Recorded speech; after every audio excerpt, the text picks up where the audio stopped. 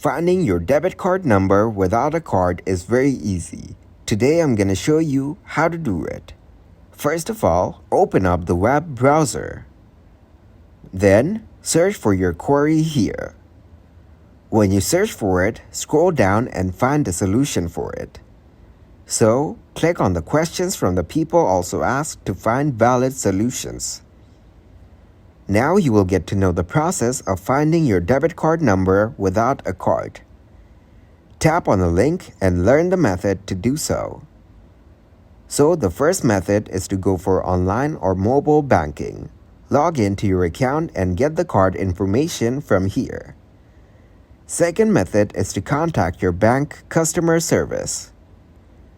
Find your bank's customer service phone number on their website or on your monthly statement. Call the number and follow the instructions or talk to a representative. Answer questions to verify your identity.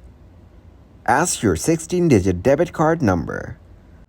Or if these two methods won't help you, then you can follow the remaining two methods. Maybe they will work for you.